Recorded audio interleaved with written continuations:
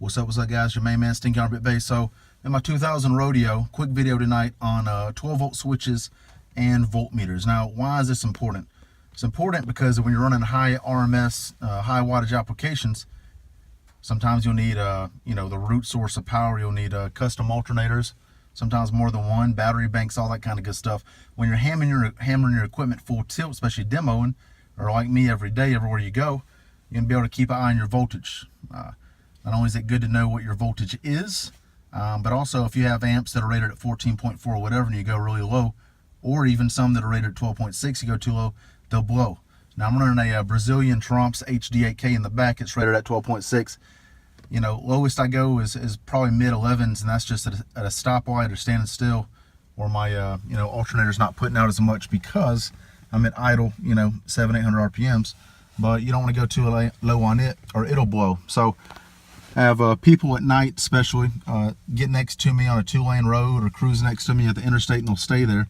My car lights up like a freaking amusement ride. So I'm gonna go over a couple 12 volt switches I have. So a lot of people, this is gonna be my first point, a lot of people run the remote wire from the back of your head unit to your amps and all that stuff. Well, I run on average 3 to 6 amps depending on the build, and popo run here is pretty hot. So I want to be able to cut those off in the blink of an eye. So this first 12 volt switch right here is going to control my my trumps. See that bad boy coming on? Also my my charging for my alternator. So when I see the popo, I'm hammering. You hear the fans come on. Bam, just cut it off. Second 12 volt switch is going to be all my mids and highs amps. So I have my vocals, mids and highs, and my bass right here. I also have a third one, an auxiliary one that's not hooked up right now in case I want to add something extra. Now as far as all my voltmeters go, this guy.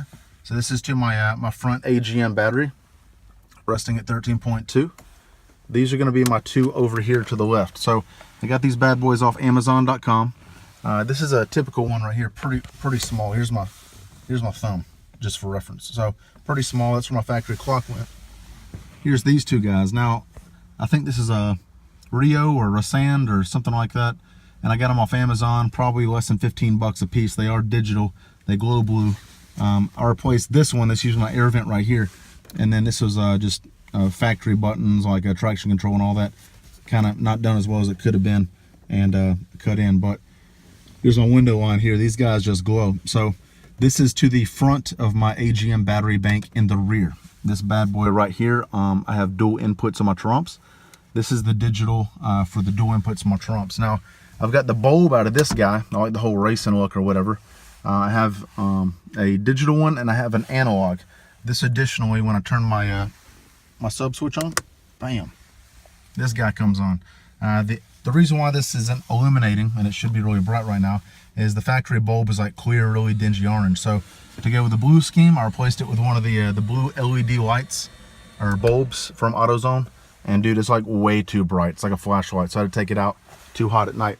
So I have monitoring for my charging levels all over the place, and they're all for good reason.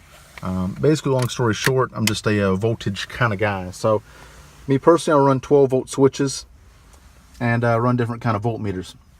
To break down the 12 volt switches real quick, I got my little factory traction control and snow or gravel stuff out right now, little buttons. You've got 3 prongs. So the prong in the middle, your 12 volt switch. Oh, here's one right here to bypass my Pioneer so I can watch videos on the ride.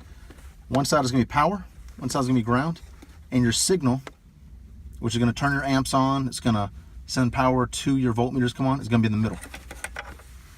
In the off position, turn it on, bam, sends a signal. See, come on, piece of cake. Get these for like $2.50 at AutoZone. Anyway, if you guys have any questions about voltmeters or how to hook them up or 12 volt switches or anything, holler at your boy down below. All right, y'all have a good night. Peace.